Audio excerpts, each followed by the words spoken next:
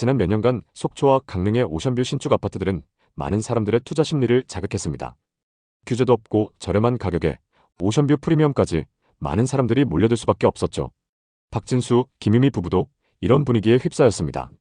그 당시 전세로 살던 이 부부는 친하게 지내는 부부 동반 모임에서 다들 부동산으로 돈을 벌었다는 말에 큰 결심을 했습니다. 강원도가 아직 저렴하니까 사두자. 부부는 모았던 돈과 부모님께 빌린 돈, 신용대출을 합쳐 총 8억에 속초의 35평 오션뷰 아파트 분양권을 샀습니다. 중도금 대출은 4억 8천만 원이었고 입주 시점에 맞춰서 전세를 구할 거라서 크게 상관없어 보였습니다. 부동산에서는 분양권 매매 계약서에 도장 찍는 날 이렇게 말했죠. 지금이 최저점이에요. 곧 10억 갑니다. 부부는 이 말을 듣고 행복했습니다. 부동산 카페에서도 속초는 곧 부산이나 인천의 초고층 오션뷰 아파트처럼 오른다는 글이 넘쳤고 댓글엔 10억은 기본, 15억도 갈 거다 라는 말이 있었죠. 하지만 점점 예상치 못한 방향으로 흘러갔습니다. 2022년 이후 금리 인상으로 이자가 2배 넘게 오르면서 중도금 대출이자만 월 200만 원으로 뛰었어요. 갑자기 100만 원 이상의 추가 지출이 생긴 거죠. 하지만 당시 부동산 카페 분위기는 여전히 희망적이었습니다. 어차피 집값은 오를 거고 비싸게 전세 주면 중도금 대출 갚고도 남는데 무슨 문제냐, 이런 조언이 줄을 잃었죠. 문제는 이후 집값이 계속 하락했다는 겁니다. 23년 초 5억 초반까지 떨어지면서 순식간에 3억을 잃은 느낌이 들었죠. 매월 이자만 200만 원씩 나가는데 집값도 3억 가까이 떨어지자 부부는 망연자실했습니다. 남편 진수 씨는 부족한 돈을 메우기 위해 쿠팡 알바를 시작했고 아내 유진 씨는 주말마다 카페 알바를 하고 있습니다. 이 부부의 일상은 점점 집을 유지하기 위한 생존 싸움으로 변해갔습니다. 2023년 말 입주 시기가 다가오면서 4억 8천만 원의 전세를 주려고 했습니다. 하지만 4억이 최대였고 결국 중도금 대출 나머지와 잔금 대출을 해결하기 위해 전셋집에서 월세집으로 이사를 했습니다. 현재 시세를 낮춰서 7억 초반에 내놔도 거래가 안 되고 있습니다. 이 부부는 당장 생활이 힘들어도 손해를 보면서 팔 수 없기에 계속 부업을 하면서 생활을 유지하고 있습니다.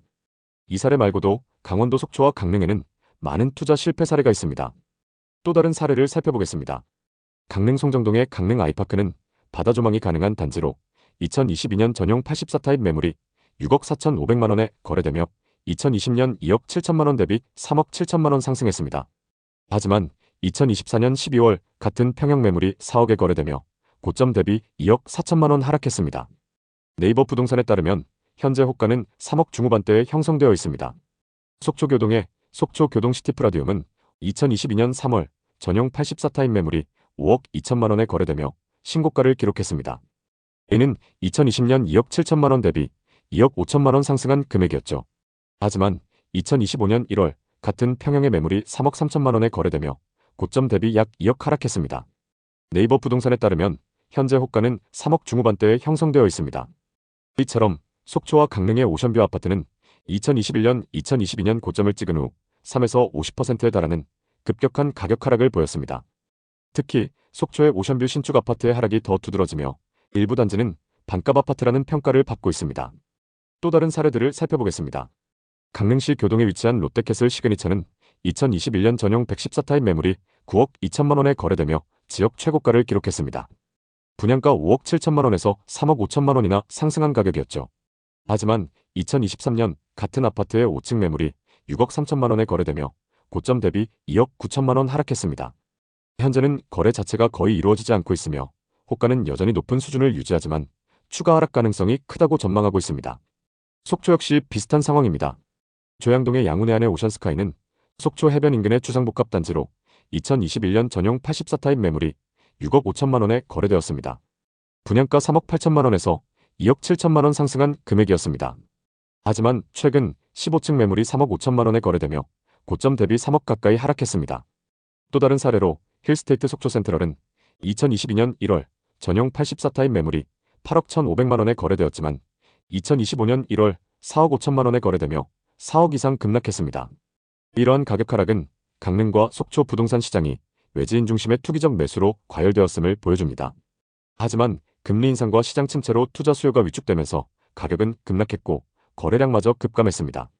현재 강릉과 속초는 대규모 미분양 물량과 공급 과잉으로 추가 하락 가능성이 높은 상황입니다. 2020년부터 2022년 초까지 이어진 부동산 투기 열풍은 강원도 동해안을 포함한 전국 부동산 시장을 뜨겁게 달궜습니다. 당시 교통개발 호재와 초고층 아파트 개발로 강릉과 속초는 세컨하우스 투자처로 각광받았습니다. 춘천과 원주의 땅값은 서울을 넘어서는 말도 안 되는 현상까지 나타났습니다. 이 시기 많은 투자자들은 막대한 대출을 받아 부동산에 뛰어들었고 지금 사지 않으면 늦는다는 분위기에 휩쓸렸습니다. 하지만 2022년 고점 대비 집값은 평균 30~40% 하락하며 상승장 끝물에 매수한 투자자들에게 큰 손실을 안겼습니다. 강릉의 강릉 오션시티 아이파크는 평당 1,600만 원이 넘는 분양가에도 경쟁이 치열했지만 현재는 미분양 상태로 남아 있습니다. 속초 역시 신규 오션뷰 매물의 절반가량이 미분양으로 남아 있으며 이는 공급 과잉과 수요 부족의 결과입니다. 개발사들의 무리한 사업 확장도 문제였습니다. 많은 개발사가 대출을 통해 비싼 땅을 매입했지만 분양 시장이 냉각되면서 미분양 매물 처분에 어려움을 겪고 있습니다. 강원도 부동산 시장의 과열은 선분양 제도와도 밀접한 연관이 있습니다. 선분양은 건물이 완공되기 전에 분양을 시작하는 제도로 소비자는 완성된 물건을 보지 않고 구매 결정을 내려야 합니다. 선분양의 가장 큰 문제는 부실 시공입니다. 소비자는 건물의 품질을 확인할 기회 없이 계약해야 하므로 시공사의 약속과 실제 결과물이 달라질 경우 큰 손실을 보게 됩니다. 최근 선분양을 폐지하고 후분양으로 전환하자는 목소리가 커지는 것도 이 때문입니다. 후분양은 소비자 보호를 할 수 있지만 개발사의 자금 조달 부담을 늘리므로 업계의 반발도 만만치 않습니다. 강원도 동해안은 세컨하우스 열풍이 가장 심했던 지역입니다. 세컨하우스는 주거용이 아닌 휴양지에서의 여가를 위한 부동산으로 수요가 계절적이고 유행에 민감합니다. 속초와 강릉은 호텔, 리조트 등 대체 숙박시설이 풍부해 세컨하우스의 실질적 필요성이 낮습니다. 호텔이나 리조트를 이용하는 것이 더 경제적일 수 있습니다. 당시 과열 분위기에 휩쓸려 세컨하우스로 투자했던 투자자들은 큰 손실을 떠안고 있습니다. 예를 들어 속초 롯데캐슬 인더스카이의 전용 84타입 분양권은 한때 높은 프리미엄이 붙었지만 현재는 가치가 급락했습니다. 강원도 부동산 시장의 급락은 투기적 거래의 결과입니다. 외지인들이 높은 프리미엄을 기대하며 매수한 부동산은 가격이 하락하자 빠르게 매물로 나왔고 이를 또 다른 외지인이 사들이는 폭탄 돌리기 양상이 반복되었습니다. 특히 수익형 부동산은 공실률 증가와 임대료 하락으로 투자자들이 가장 큰 손실을 보고 있는 종목입니다. 강릉과 속초의 오션뷰 아파트는 한때 고급 주거지로 각광받았지만 이제는 가치가 많이 하락한 상황입니다. 예를 들어 강릉의 오션뷰 펜트하우스는 탑층의 희소성으로 높은 가격에 거래되었지만 현재는 수요 감소로 가격이 지속 하락하고 있습니다. 이는 시장에 대한 신뢰도가 낮아진 결과입니다. 세컨하우스처럼 유행에 민감한 상품은 투기적 요소가 강합니다. 실제로 그 지역에서 거주하거나 자주 방문할 계획이 없다면 신중해야 합니다. 또 특정 지역이나 유형에 집중 투자하면 리스크가 커질 수 있습니다. 강릉과 속초의 급락 사례처럼 시장이 과열되었다가 냉각될 수 있으므로 투자 유형을 다각화해야 합니다. 현재 강원도 부동산 시장은 하락세가 계속되고 있습니다. 특히 강릉과 속초는 공급 과잉과 투자 수요 위축으로 추가 하락 가능성이 큰 상황이죠. 전세 시세도 받쳐주지 않아 갭 투자 수요도 늘어나기 어렵습니다.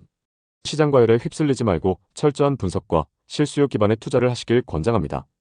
부동산은 돈을 버는 수단이 아니라 삶의 질을 높이고 자산을 안정적으로 관리하는 수단이어야 합니다.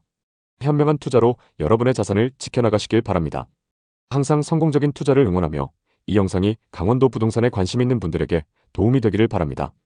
오늘도 끝까지 시청해주셔서 감사합니다.